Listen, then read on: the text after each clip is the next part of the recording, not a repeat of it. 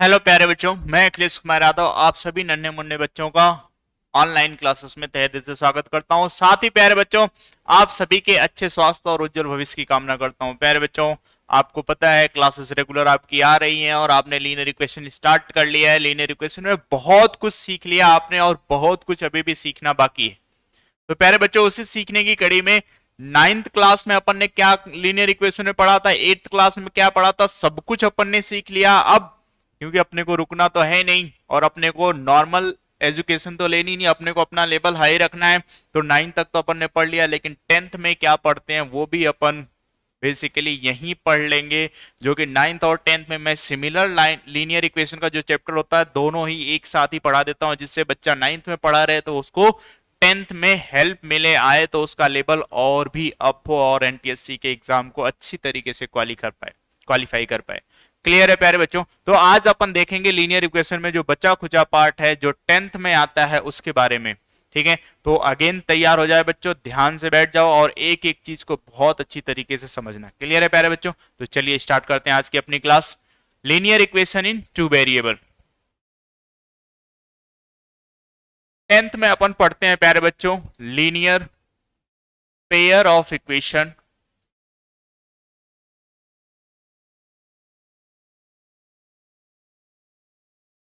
इन two variable.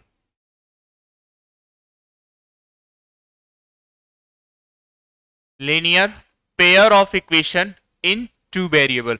Ninth में मैंने आपको बता दिया कि लीनियर इक्वेशन वेरिएबल को किस तरीके से सॉल्व करते हैं और कितने टाइप के क्वेश्चंस बनते हैं। और वर्ड प्रॉब्लम के लिए मैंने कहा था कंबाइंड, 9 और 10 की दोनों जो वर्ड प्रॉब्लम होती है दोनों को कंबाइन करके हर एक मेथड से, इवन एट्थ में वर्ड प्रॉब्लम सिंगल वेरिएबल को लेके कैसे सॉल्व करते हैं वो भी मैं आपको बताऊंगा। उसके लिए एक अलग सी क्लास बनाऊंगा जिसमें केवल और केवल वर्ड प्रॉब्लम पे अपन बात करेंगे। क्लियर है प्यारे बच्चों? तो आज देखने वाले हैं कि टेंथ में लीनियर इक्वेशन में क्या क्या ऑपरेशन परफॉर्म करते हैं और दो लीनियर जो पेयर ऑफ लीनियर इक्वेशन आती है उसको किस तरीके से सॉल्व करते हैं, कितने मेथड होते हैं उसको सॉल्व करने के लिए। क्लियर है प्यारे बच्चों? चलिए तो स्टार्ट करते हैं लीनियर पेयर ऑफ इक्वेशन के स्टैंडर्ड फॉर्म से कि इसकी स्टैंडर्ड फॉर्म क्या होती है, किस तरीके से अपन इसको लिखते हैं। तो प्यारे बच्चों, पेयर ऑफ इक्वेशन है तो डेफिनेटली कहीं ना कहीं दो इक्वेशन होगी। तो फर्स्ट इक्वेशन की अगर अपन बात करें तो लिखेंगे a1x plus b1y plus c1 is equal to 0। Similarly second equation की बात करें तो अपन लिखेंगे a2x plus b2y plus C2 is equal to 0। ये दो ऑफ इक्वेशन आ गई हैं। इन्हीं दोनों लीनियर पेयर ऑफ इक्वेशन के ऊपर अपन क्या करने वाले हैं, डिटेल में डिस्कशन करने वाले हैं प्यारे बच्चों। क्लियर है? पहली इक्वेशन के कोफिशिएंट a1 b1 और c1 और दूसरी के a2 b2 and c2। c1 और c2 respectively are the constant. C1 और C2 क्या है, कांस्टेंट है। वैसे तो A1 B1 C1 या A2 B2 C2 की बात करें तो सारे के सारे क्या है प्यारे बच्चों, रियल नंबर है। क्या है? रियल नंबर है, जो कि मैंने आपको नाइन्थ क्लास वाला का जब डिस्कशन किया था लीनियर इक्वेशन के बारे में उस समय मैंने आपको बता दिया था। क्लियर है? अब इन दोनों इक्वेशन को जो कुछ भी अपन नाइन्थ में करते हैं वो सिमिलरली कुछ ना कुछ यहां परफॉर्म करते हैं, जैसे इनका सॉल्यूशन निकालना, ग्राफ बनाना, इन दोनों इक्वेशन के कॉमन सॉल्यूशन ढूंढना। जैसे आप नाइन्थ में linear equation one two variable में आपने देखा कि एक ही इक्वेशन होती थी, उसके डिफरेंट सॉल्यूशन ढूंढते थे। लेकिन अब पेयर हो गई तो इन दोनों इक्वेशन के लिए कोई एक कॉमन सॉल्यूशन ढूंढना जो कि दोनों ही इक्वेशन को क्या करेगा, सेटिस्फाई करेगा। क्या करेगा प्यारे बच्चों? दोनों इक्वेशन को सेटिस्फाई करेगा। ऐसा सॉल्यूशन अपने को क्या करना है, ढूंढना है। उसके लिए डिफरेंट मेथड होते हैं, उन सारे मेथड्स को अच्छी तरीके से अपन सीखेंगे। फर्स्ट ऑफ ऑल अपन क्या सीखते हैं, कुछ कंडीशंस होती है विदाउट परफॉर्मिंग द सॉल्यूशन। जैसे अपन इसका सॉल्यूशन निकालते हैं, उनका बिना सॉल्यूशन निकाले उन कंडीशन को यूज करते हुए अपन इसके नेचर ऑफ सॉल्यूशन को पहचान लेते हैं। उन कंडीशन के बारे में अपन पहले डिस्कस करेंगे। तो उन कंडीशन को देखते हैं प्यारे बच्चों। पहली कंडीशन आपकी क्या होती है, first, if a1 upon a2 is equals to b1 upon b2 is equals to c1 upon c2। तो प्यारे बच्चों, ये इनके बीच में अपन रिलेशन देखते हैं कि इनका रिलेशन क्या होता है। तो बेसिकली अगर a1 upon a2 is equals to b1 upon b2 is equals to c1 upon c2, ये तीन है, इनके बीच में ये जो इक्विलिटी का साइन है, इन्हीं को यूज करते हुए अपन कंडीशन को रीड करते हैं। तो पहली कंडीशन अपन लिखते हैं a1/a2 is not equal to b1/b2 is equal to c1/c2। Basically अगर आपको इतना मिल गया, यही आपको पहली कंडीशन मतलब a1/a2 और b1/b2 के बीच में ही रिलेशन मिल गया कि ये दोनों नॉट इक्वल हैं, तो आपको c1/c2 चेक करने की बिल्कुल जरूरत नहीं है। सीधे आप क्या लिखोगे, इस केस में जो इनका ग्राफ होगा वो क्या होगा, इंटरसेक्टिंग लाइन होगा। क्या होगा प्यारे बच्चों, इंटरसेक्टिंग लाइन होगा। और जो सॉल्यूशन का नेचर होगा वो क्या होगा, यूनिक सॉल्यूशन होगा। प्यारे बच्चों क्या होगा, यूनिक सॉल्यूशन। अब आप कहोगे सर ग्राफ, वो भी इंटरसेक्टिंग लाइन। बेटा क्या करते हैं, जैसे आप सिंगल इक्वेशन जो कि 9th में मैंने आपको ग्राफ प्लॉट करके बताया था, वैसा ही इन दोनों का पहले सॉल्यूशन निकालते हैं और सेम ग्राफ पे ग्राफ प्लॉट करते हैं। क्या करते हैं, सेम ग्राफ पे ग्राफ प्लॉट करते हैं। जब सेम ग्राफ पे आप ग्राफ प्लॉट करोगे तो ये दोनों ही इक्वेशंस का जो ग्राफ आएगा वो कहीं ना कहीं एक दूसरे को किसी एक सिंगल पॉइंट पे इंटरसेक्ट करेगा।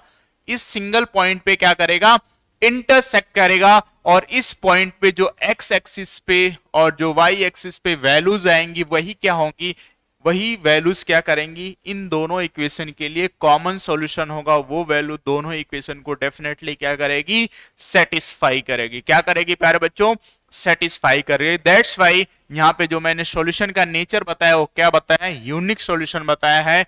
यही एक सॉल्यूशन होगा जो दोनों इक्वेशन को वेरीफाई करेगा, और कोई भी सॉल्यूशन नहीं होगा जो इस इक्वेशन को क्या करे, वेरीफाई। किस केस में, अगर a1/a2 is not equal to b1/b2 हो, उस केस में। क्लियर है प्यारे बच्चों, समझ में आ रहा है। चलिए अगली कंडीशन देखते हैं प्यारे बच्चों। If a1/a2 is equal to b1/b2 is equal to c1/c2। इस केस में जो ग्राफ का नेचर होता है बेटा वो क्या होता है, ओवरलैपिंग, या अपन कह सकते हैं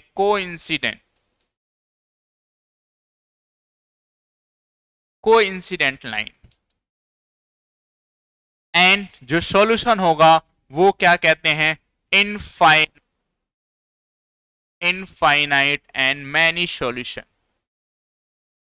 मैंने आपको बताया था ना कि लीनियर इक्वेशन, अगर सिंगल लीनियर इक्वेशन के इनफाइनाइट मैनी सॉल्यूशन होते हैं, लेकिन अगर ये वाली कंडीशन फुलफिल हो रही है किसी सिंगल पेयर ऑफ इक्वेशन के लिए, जैसे मैंने ऊपर लिखा हुआ है, इसके लिए अगर ये कंडीशन फुलफिल हो रही है तो इनका ग्राफ क्या करेगा, ओवरलैप करेगा। क्या करेगा, इनका ग्राफ ओवरलैप करेगा। मैं आपको थोड़ा सा रियलाइज कराता हूं कि किस तरीके से ग्राफ ओवरलैप करेगा बेटा। तो देखते हैं, सपोज दैट ये आपकी एक्स एक्सिस और वाई एक्सिस कुछ इस तरीके से आपका कार्टेशियन प्लेन दे रखा है। सपोज दैट आपका ग्राफ एक ऐसा आया, दूसरा ग्राफ आपका ऐसा आ रहा है यहां से, और दोनों ग्राफ को जब आप एक्सटेंड करोगे प्यारे बच्चों तो ये कहीं ना कहीं इसके ऊपर ओवरलैप होते हुए जाएगा। इस टाइप के ग्राफ को अपन क्या करते हैं, coincident line. It means overlapping होता है, एक दूसरे को ओवरलैप करते हैं। इस केस में इनफाइनाइट मैनी सॉल्यूशन आता है। क्यों, क्योंकि इस ग्राफ पे किसी भी पॉइंट को ले लो, जैसे मैंने यहां ले लिया तो यहां से मैं एक्स एक्सिस पे परपेंडिकुलर लाइन ड्रॉ करूंगा तो यहां पे जो वैल्यू आएगी वो एक्स की वैल्यू हो जाएगी, और यहां से मैं स्ट्रेट लाइन वाई एक्सिस पे ड्रॉ करूंगा तो यहां पे जो वैल्यू आएगी वो किसकी वैल्यू हो जाएगी, y की वैल्यू हो जाएगी। तो ये x और y की वैल्यू दोनों इक्वेशन में पुट करेंगे, डेफिनेटली दोनों इक्वेशन क्या होंगी, सेटिस्फाई होंगी। दोनों इक्वेशन क्या होगी प्यारे बच्चों, सेटिस्फाई होगी। क्लियर है, समझ में आ रहा है ना मैं क्या कह रहा हूं, समझ में आ रहा है बिल्कुल। चलो आगे चलते हैं। ये दो कंडीशन हो गई। पहली कंडीशन में आपने देखा इंटरसेक्टिंग लाइन और यूनिक सॉल्यूशन, सिंगल सॉल्यूशन आएगा वही, इसके अलावा कोई सॉल्यूशन नहीं आएगा। दूसरी कंडीशन आपने देखी जिसमें ग्राफ ओवरलैप कर रहे हैं और इनफाइनाइट सॉल्यूशन बन रहे हैं। चलिए अगली कंडीशन पे चलते हैं प्यारे बच्चों। Next condition is third one, a1/a2 is equals to b1/b2 is not equals to c1/c2। जैसा कि मैंने आपको बताया कि पहली कंडीशन ही अगर नॉट इक्वल टू मिल जाए तो आपको अगली देखना ही नहीं कि c1/c2 का क्या रिलेशन, आपको सीधे कहना इंटरसेक्टिंग लाइन और यूनिक सॉल्यूशन। लेकिन अगर पहली a1/a2 is equal to b1/b2 मिल गया तो डेफिनेटली आपको c1/c2 चेक करना है, क्योंकि c1/c2 से ही बाकी की दो कंडीशन फुलफिल होती हैं। अगर ये इक्वल है इसका मतलब क्या है, क्या है, कोइंसिडेंट लाइन है और इनफाइनाइट सॉल्यूशन बन रहा है। और अगर ये इक्वल नहीं है इसका मीन ये है बेटा कि जो ग्राफ बनेगा वो कैसा बनेगा, जो आपका ग्राफ होगा वो बेटा होगा पैरेलल लाइन। कैसा होगा? Parallel line.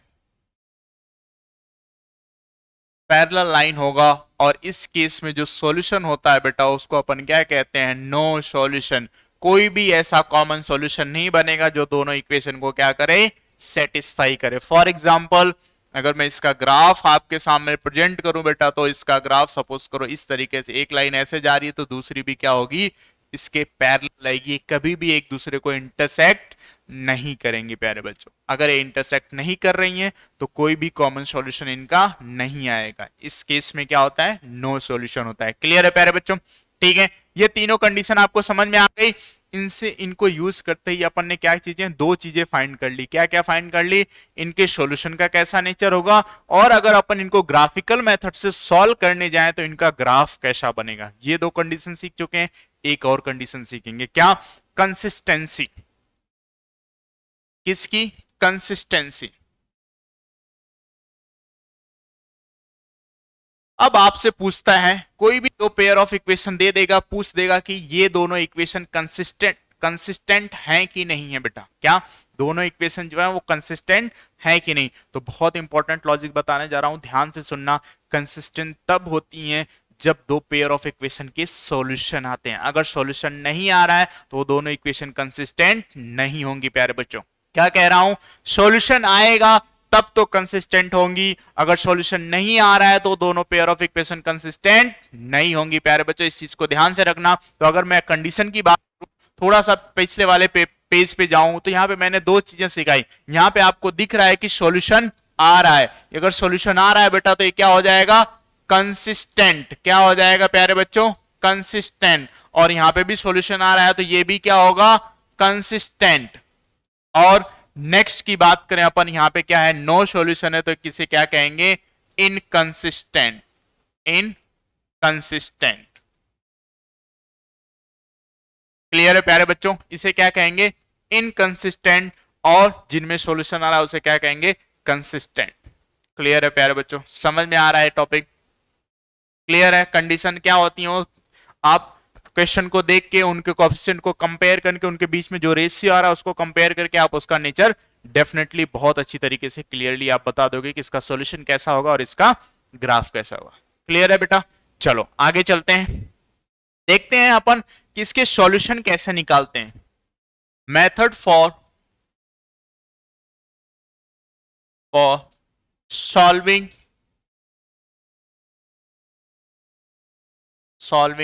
the pair of equations।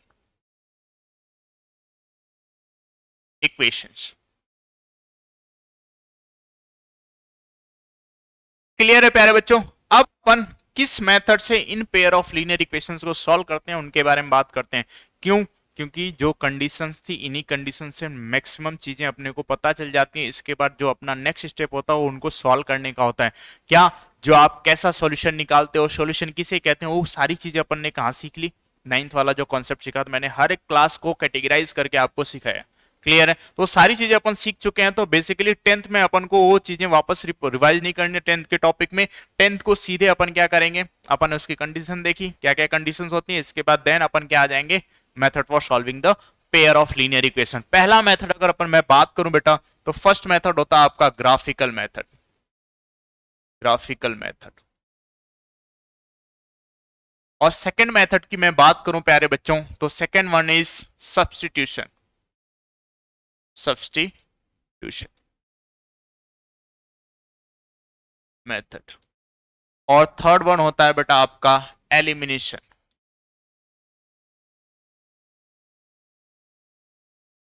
Elimination method. और फोर्थ वन होता है आपका क्रॉस मल्टीप्लिकेशन।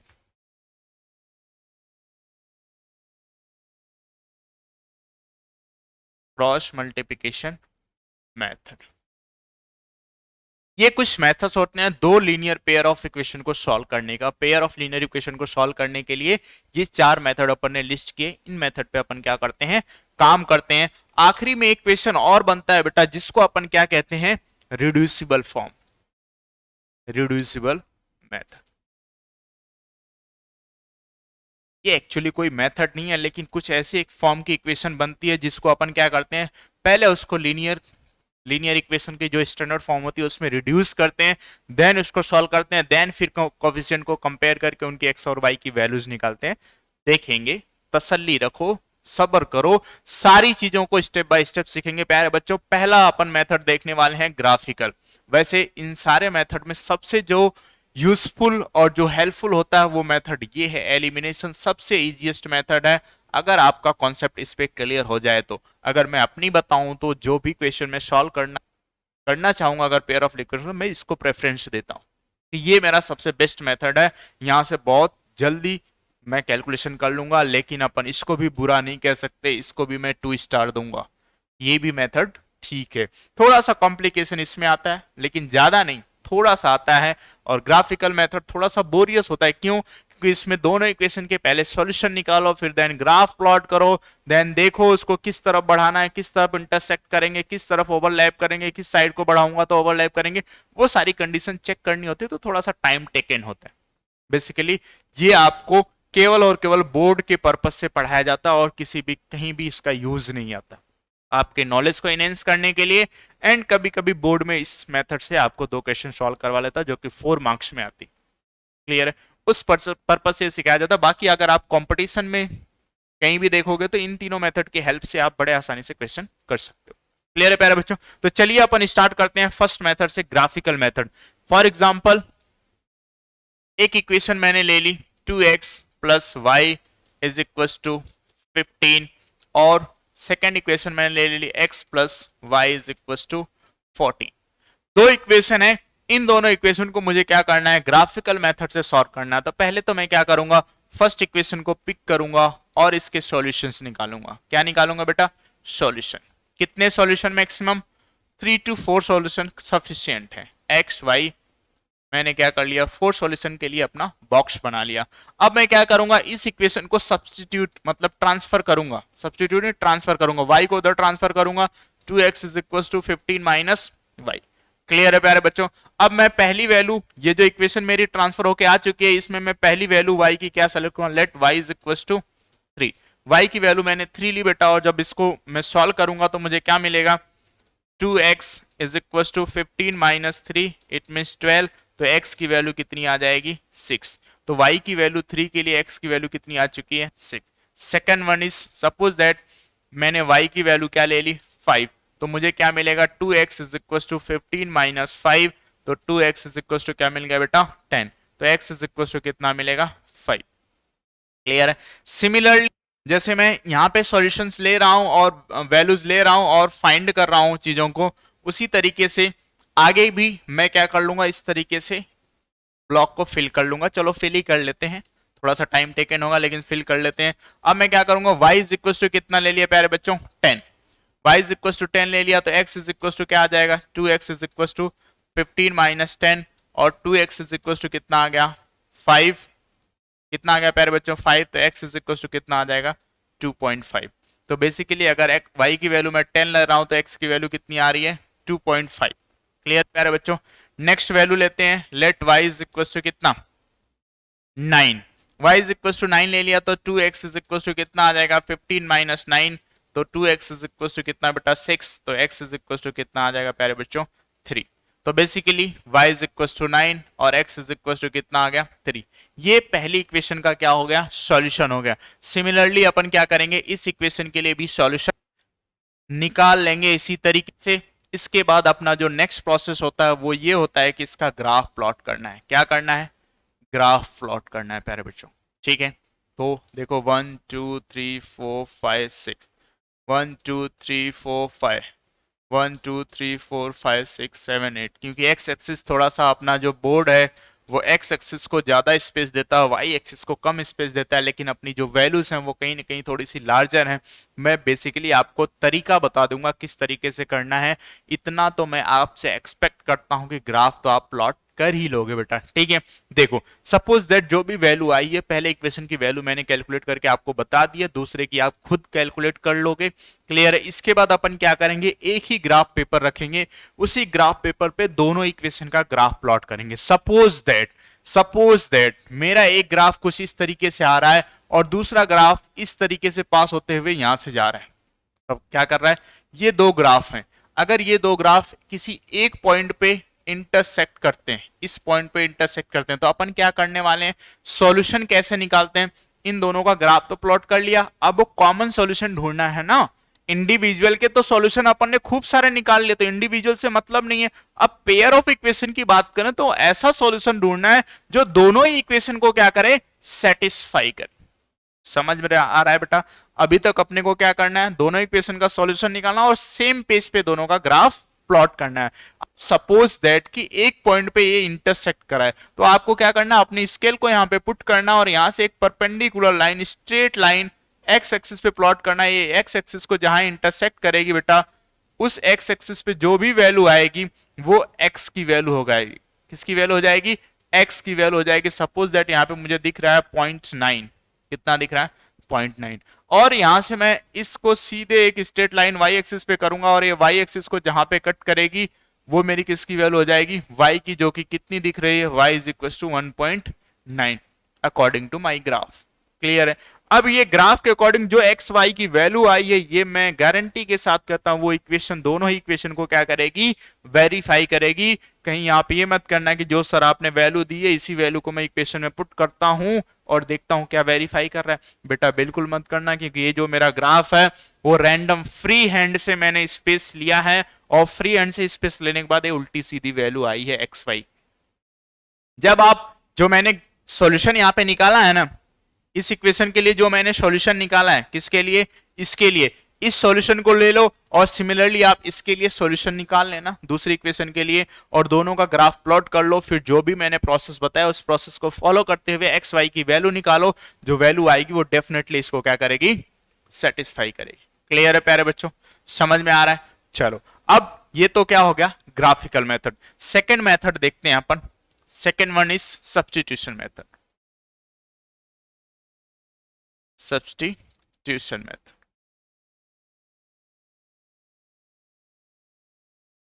सब्स्टिट्यूशन मेथड में क्या करते हैं बेटा, उसको अपन एग्जांपल्स को लेके कंसीडर करते हुए सीखेंगे। सपोज दैट पहली इक्वेशन आपकी है x plus y is equal to 7 और सेकंड वन है 2x plus 3y is equal to 15। ये दो इक्वेशंस हैं आपकी, ठीक है। अब इन दोनों इक्वेशन को क्वेश्चन एग्जामिनर जो बोला है वो आपको कहा है कि इसको सब्स्टिट्यूशन मेथड से ही करना है और किसी मेथड से यूज करते हुए अपने को सॉल्व नहीं करना। बेसिकली ऐसी कंडीशंस बोर्ड में ही मिलती हैं, कॉम्पिटेटिव एग्जाम में आपको ऐसी कंडीशन नहीं दी जाती। आप फ्री हो, जिस मेथड को यूज करना चाहते हो उस मेथड को यूज करके आप अपनी कैलकुलेशन परफॉर्म कर सकते हो, अपना क्वेश्चन सॉल्व कर सकते हो। क्लियर है प्यारे बच्चों। अब मुझे इसे सब्स्टिट्यूशन मेथड से सॉल्व करना है, तो देखिए क्या तरीका होता है इसको सॉल्व करने का प्यारे बच्चों। कोई सी, चाहे आप इस इक्वेशन को पिक कर लो चाहे आप इस इक्वेशन को पिक कर लो, आप फ्री हो, कोई इसके लिए कंडीशन नहीं है कि आपको यही इक्वेशन लेना है, आपको यही इक्वेशन लेना है, ठीक है। मैं सपोज दैट पहली इक्वेशन को प्रेफरेंस देता हूं, मैंने पहली इक्वेशन पिक करी और मैं इस तरीके से लिख लिया। जैसा अपन ग्राफ में प्लॉट करने के लिए किसी एक वेरिएबल को उधर करते हैं, तो उसी तरीके से मैंने क्या किया, एक वेरिएबल को उधर ट्रांसफर किया और मुझे x क्या मिल गया, x is equal to 7 minus y. मेरा कहने का मतलब है मेरे पास x की वैल्यू आ चुकी है किसके टर्म में, y के टर्म में। किसके टर्म में आ चुकी है बेटा, y के टर्म में मेरे पास x की वैल्यू आ चुकी है। अगर x की वैल्यू आ चुकी है तो मैं यहाँ पे x की वैल्यू क्या करूंगा, यहाँ पे पुट करूंगा और जो भी वैल्यू आ रही है y की वो कैलकुलेट करूंगा। तो देखो बेटा, अब इस सब्स्टिट्यूशन मेथड से मैंने ये इक्वेशन पिक करी और इसके बाद y को ट्रांसफर करके x की value in term of y निकाल ली। जो अब x की वैल्यू यहां आएगी इसको मैं क्या करूंगा, इसको ले आके जो सेकंड इक्वेशन, ध्यान रखना जिस इक्वेशन को आपने पिक किया उसमें कभी भी आपको पुट नहीं करना है। जो सेकंड इक्वेशन रेस्ट बची हुई है उस इक्वेशन में वो वैल्यू क्या करना है, पुट करना है। क्लियर है प्यारे बच्चों। अब मैं इसको उठा के इस इक्वेशन में पुट करूंगा तो 2 मल्टीप्लाई बाई क्या आएगा, x की वैल्यू कितनी है 7 माइनस वाई प्लस का 3y इज इक्वल टू क्या है प्यारे बच्चों 15। ठीक है, अब मैं इस 2 को इन दोनों में मल्टीप्लाई करूंगा तो मुझे क्या मिलेगा 14 minus 2i plus 3y is equal to 15। Clear है प्यारे बच्चों।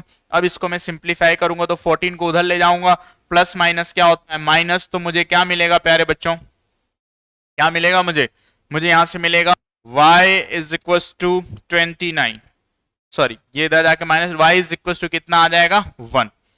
ये 14 इधर प्लस है, उधर जाके क्या होगा माइनस, 15 में से 14 गया तो 1, यहाँ पे प्लस माइनस क्या होगा माइनस, ग्रेटर साइन किसका है 3y का, तो प्लस का y आएगा, y की वैल्यू कितनी आ चुकी है 1, y की वैल्यू अगर 1 आ चुकी है तो मैं ये जो इक्वेशन बनाया था मैंने, इस इक्वेशन में क्या करूंगा y की वैल्यू पुट करूंगा, तो x इज इक्वल टू मुझे क्या मिलेगा बेटा 7 माइनस 1, तो x इज इक्वल टू कितना आ गया 6। अब ये जो x की वैल्यू और y की वैल्यू आई है, इसको आप इन दोनों इक्वेशन में पुट करोगे तो ये दोनों इक्वेशन वेरीफाई होंगी। मैं आपको वेरीफाई करके बताता हूं।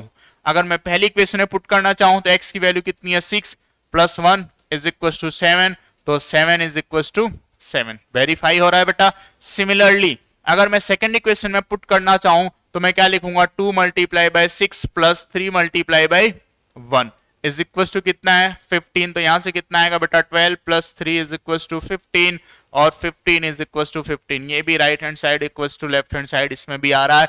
इट मींस ये जो सॉल्यूशन हमने कैलकुलेट किया है वो बिल्कुल करेक्ट सॉल्यूशन है।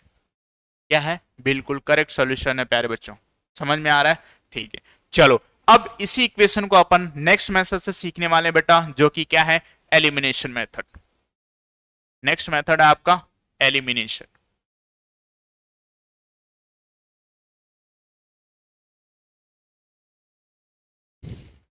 एलिमिनेशन मेथड, अपनी इक्वेशन क्या थी बेटा x plus y is equal to 7 and 2x plus 3y is equal to क्या था 15। अब अपने को क्या करना है, इस इक्वेशन को एलिमिनेशन मेथड से करना है। क्यों मैं इस इक्वेशन को ले रहा हूं, क्योंकि अपन इसी इक्वेशन को एलिमिनेशन मेथड से सॉल्व करेंगे और सेम वैल्यू अपनी वही आएगी जो कि किस में आई थी सब्स्टिट्यूशन मेथड में आई थी। किस में आई थी प्यारे बच्चों सब्स्टिट्यूशन मेथड में, वही सेम वैल्यू आएगी। तो चलिए देखते हैं एलिमिनेशन मेथड से। एलिमिनेशन का नाम ही क्या है, जैसे एलिमिनेशन का नाम लें तो ऐसा होता है किसी चीज को क्या करना है एलिमिनेट करना है, हटा देना है, रिमूव कर देना है।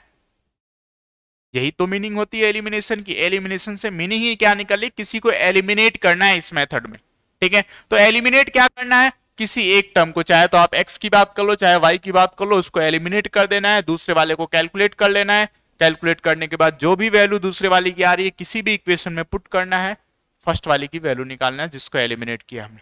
तो मेरे हिसाब से मैं चाहे आप फ्री हो, फिर कह रहा हूं मैं फ्री हो, चाहे x को एलिमिनेट कर लो चाहे y को एलिमिनेट कर लो, कोई दिक्कत नहीं है। तो मैं प्रेफरेंस देता हूं कि मैं x को एलिमिनेट करूंगा, तो मेरी ये इक्वेशन नंबर फर्स्ट है, ये इक्वेशन नंबर क्या है सेकंड। तो मैं क्या लिखूंगा सॉल्यूशन के तौर पे, मैं इस इक्वेशन को सॉल्व करने जाऊं मैं लिखूंगा मल्टीप्लाई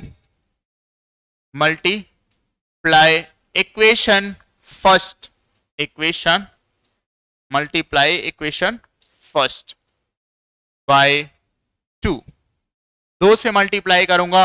अब मल्टीप्लाई करते हैं जब अपन, तो इस पूरी इक्वेशन को मल्टीप्लाई करते हैं 2 से, तो 2 से मल्टीप्लाई करूंगा तो मुझे क्या मिलेगा 2x plus 2y is equal to 14। क्या मिल जाएगा प्यारे बच्चों 14। तो ये क्या हो गई मेरी इक्वेशन नंबर थर्ड। अब क्या लिखूंगा बाय सब्ट्रैक्टिंग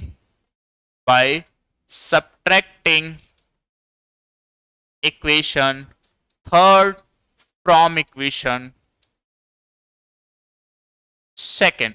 सेकेंड में से थर्ड इक्वेशन को अब मैं क्या करूंगा सब्ट्रैक्ट करूंगा, तो बेटा सेकेंड इक्वेशन क्या है 2x plus 3y is equal to 15, और ये क्या है 2x plus 2y is equal to 14।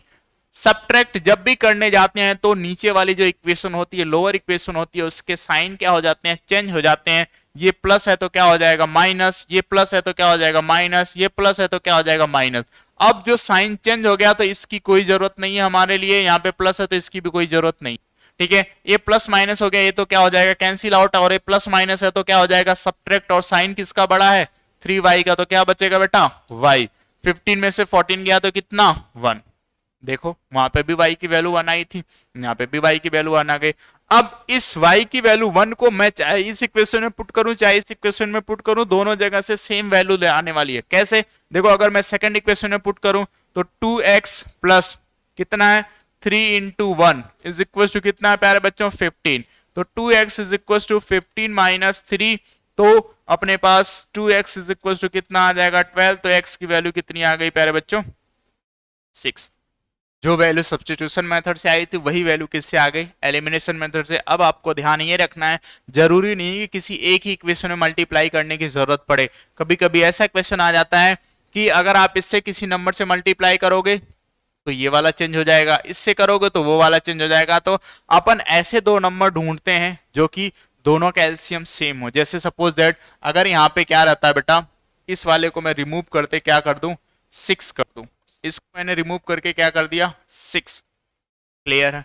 और इसको जो यहाँ पे है फर्स्ट वाली इक्वेशन में, यहाँ पे मैंने सपोज दैट लिख दिया क्या, 4। अब मुझे ढूंढना होगा कि ऐसा कौन सा कॉमन नंबर है जिसको अपन इसमें मल्टीप्लाई करें तो ये इक्वेशन बैलेंस हो जाए, मतलब एक्स का कोफिशिएंट बैलेंस हो जाए। तो देखो बेटा, अब यहाँ 4 है, यहाँ पे 6 है, ऐसा कौन सा 4 में कोई ऐसा नंबर है जैसे 4 में मल्टीप्लाई करें तो 6 आ जाए, या 6 में कुछ मल्टीप्लाई करें तो 4 आ जाए?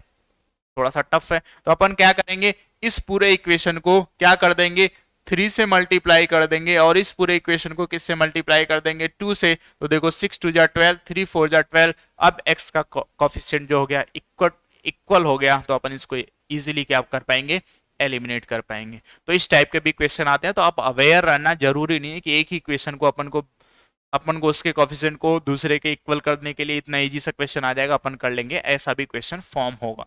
क्लियर है प्यारे बच्चों? चलिए अगले मेथड को देखते हैं। Next method is cross multiplication. क्या है बेटा, क्रॉस मल्टीप्लिकेशन।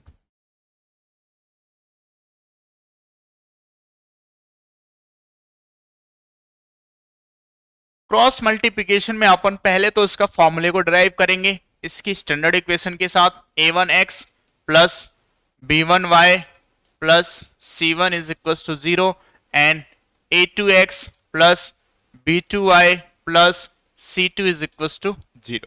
ये इसकी स्टैंडर्ड इक्वेशन है बेटा। इसको सॉल्व करने के लिए इसका जो फॉर्मूला होता है वो फॉर्मूला क्या है, अपन लिखते हैं x और लिखते हैं y और लिखते हैं 1। क्लियर है प्यारे बच्चों? अब अपन क्या लिखते हैं, x के अपॉन में किसका देखना है, x को देखना है, तो इसको क्या कर देंगे, हाइड कर देंगे। किसको हाइड कर देंगे, इसके कोफिशिएंट को। अगर x के कोफिशिएंट को हाइड कर लिया तो बच्चा किसका कोफिशिएंट, y का और कांस्टेंट टर्म। तो अपन उसको एज इट इज लिख लेंगे b1 b2 c1 c2। क्या कर लिया बेटा, b1 b2 और c1 c2 के तौर पे अपन ने क्या कर लिया, इसको लिख लिया। ठीक है, अब देखते हैं, x को लिख लिया अपन ने, अब अपने को करना किसको है, y को करना है, तो इसके कोफिशिएंट को हाइड कर लेंगे। बट ध्यान अपने को ये रखना है कि जब अपन ABCD पढ़ते हैं तो A के बाद B आता है, B के बाद C आता है, और अगर तीन ही वर्ड को अपन को लिखना है, सपोज दैट मैंने ऐसे लिख लिया A B C, तो आप A के बाद B के पास जाओगे, B के बाद C के पास जाओगे, और C के बाद वापस A पे आ जाओगे। क्लियर है, ये सीक्वेंस चलेगा। तो मैं A का मतलब x को, A को हाइड किया तो B को पहले रखा, इसके बाद C को लिखा। अब मैं B को हाइड कर रहा हूं तो B के बाद क्या आएगा, C। तो मैं यहां पे क्या लिखूंगा, C1 upon C2 is equal to A1 upon A2। समझ में आ रहा है प्यारे बच्चों? ठीक है, मुझे क्या करना है, कांस्टेंट टर्म के लिए देखना है, तो मैं C को हाइड कर लूंगा, तो C के बाद आता कौन है, A आता है। तो मैं यहां पे क्या लिखूंगा, A1 अपॉन A2 और B1 अपॉन B2। क्लियर है प्यारे बच्चों? यहां तक आपको समझ में आ रहा है क्या? जिसका x की वैल्यू निकालनी है तो इसके कोफिशिएंट को हाइड करके बाकी के दो कोफिशिएंट को ले लेंगे। y की वैल्यू निकालनी है तो y के कोफिशिएंट को हाइड करके बाकी के दो कांस्टेंट कोफिशिएंट ले लेंगे। कांस्टेंट टर्म निकालना है तो कांस्टेंट टर्म को हाइड करके बाकी। ये सीक्वेंस अपने को ध्यान रखनी पड़ेगी। ठीक है, समझ में आ रहा? अब मैं क्या करूंगा, इसको इससे मल्टीप्लाई करूंगा और इसको इससे मल्टीप्लाई करूंगा। पहला काम होता है इसको मल्टीप्लाई करना, तो मुझे क्या मिलेगा, x upon b1 c2 minus, sign क्या लगाना है, हमेशा माइनस लगाना है, then b2 c1 is equal to. Clear है प्यारे बच्चों? ये हमेशा किस में होते हैं, इक्वल टू में होते हैं। अब मुझे किसकी वैल्यू निकालनी है, y की, तो मैं c1 को किससे मल्टीप्लाई करूंगा, a2 से। तो c1 a2 minus c2 a1 is equal to, अब क्या करना है बेटा, कांस्टेंट टर्म को करूंगा तो क्या होगा, a1 b2 minus a2 b1। Clear है प्यारे बच्चों? ये हमारा फॉर्मूला आ चुका है। अब a1 b1 c1 c2 कैसे हैं, किस तरीके से करते हैं, वही सेम इक्वेशन लेके ये आप अपने माइंड में सेट कर लेना कि सर ने क्या फॉर्मूला बताया, x के अपॉन में क्या लिखना है, y के अपॉन में क्या लिखना है, कांस्टेंट टर्म के अपॉन में क्या लिखना है। ध्यान रखना, अब कोई क्वेश्चन आए तो ये आपको ये पूरा प्रूव करके नहीं बताना, आपको बस आपके काम की जो चीज है वो आपके काम की चीज ये है। इतनी सी है। ये तो मैंने आपको बताया कि सपोज दैट अगर आपको ये चीज मेमोराइज नहीं रहती है, भूल गई, तो आप इसको इस तरीके से ड्राइव करके बना सको अपना फॉर्मूला। क्लियर है प्यारे बच्चों?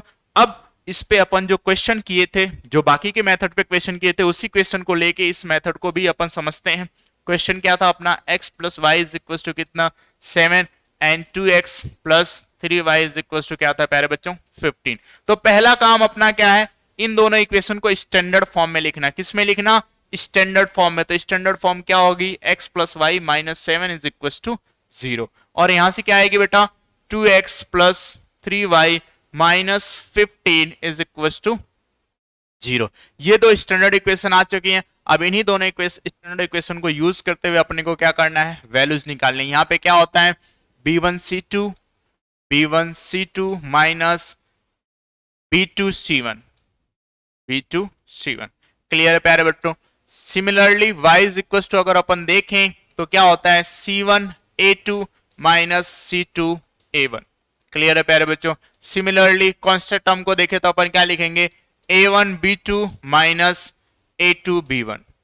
क्लियर है प्यारे बच्चों? ये होता है। अब अपन क्या करेंगे? इनमें step by step values put करेंगे। तो x की बात करें तो यहां से देखें a की वैल्यू कितनी है? यहाँ पे 1 है, बट a की जरूरत है नहीं हमारे को।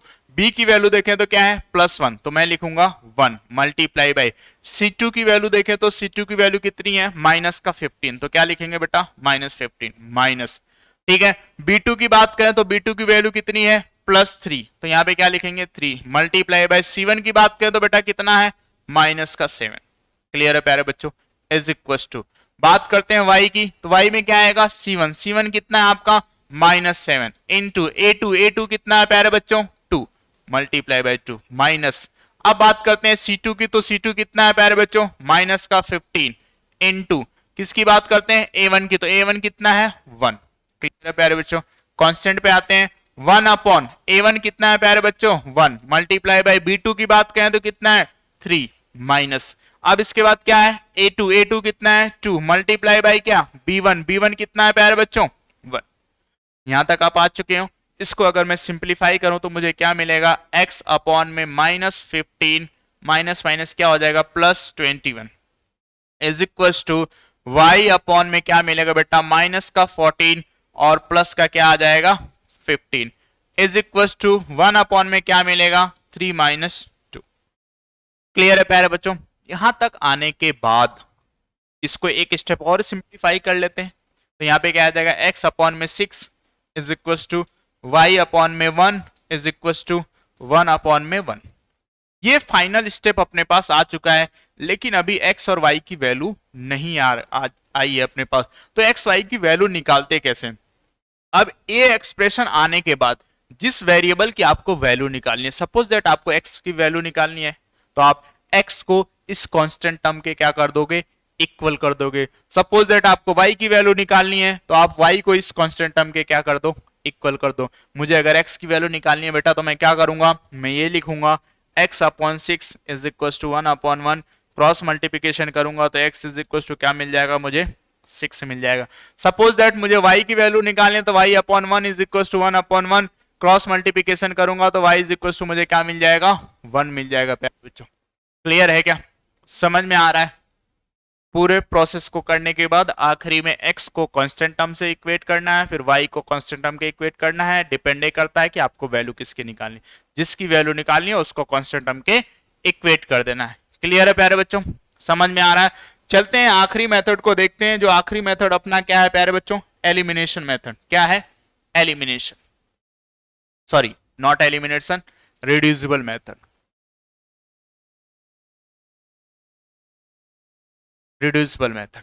एक इक्वेशन इसका भी लेके देखते हैं। सपोज दैट क्या दे रखा है equation? 1 upon x plus 1 upon Y is equal to 3 और 1 अपॉन या 2 upon x plus 3 upon Y is equal to, या तो फिर मैं यहाँ पे वही क्वेश्चन फॉर्म कर देता हूं। क्या था? x plus y is equal to क्या था बेटा?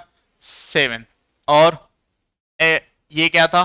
15। वैसा ही कुछ मैं बना देता हूं। सपोज दैट अब x जो कि मल्टीप्लिकेशन के फॉर्म में होता था वो कहां आ गया? डिवीजन के फॉर्म में आ गया। किस में आ गया बेटा?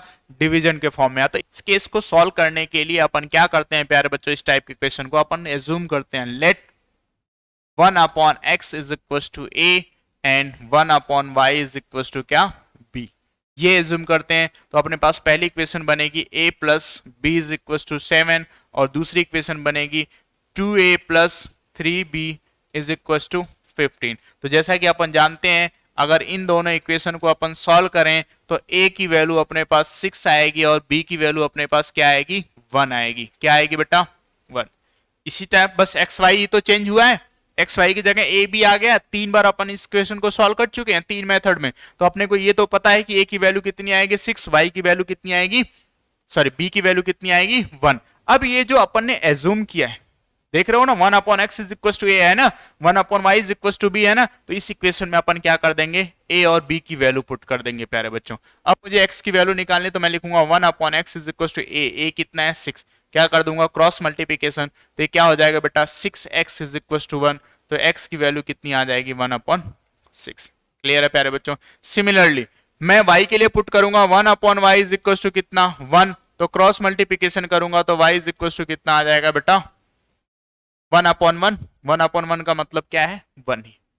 क्लियर है प्यारे बच्चों? तो रिड्यूसिबल मेथड जो होता है उसमें इस टाइप के क्वेश्चन दिए रहते हैं और अपन इस तरीके से क्या करते हैं? सॉल्व करते हैं। रिड्यूसिबल मेथड पे वर्ड प्रॉब्लम भी आती है, वो सारी चीजें अपन अगला जो भी अपना लेक्चर आएगा उसमें क्लियरली सब कुछ देखेंगे कि कितने टाइप्स की वर्ड प्रॉब्लम आती है। मैं 8th क्लास के मेथड से लेके 9th 10th सब मेथड आपको बताऊंगा कि किस तरीके से सॉल्व करते हैं। क्लियर है? तब तक के लिए अपने घरों पे सेफ रहो बेटा, मिलते हैं अगली क्लास में। Thank you so much. Hello.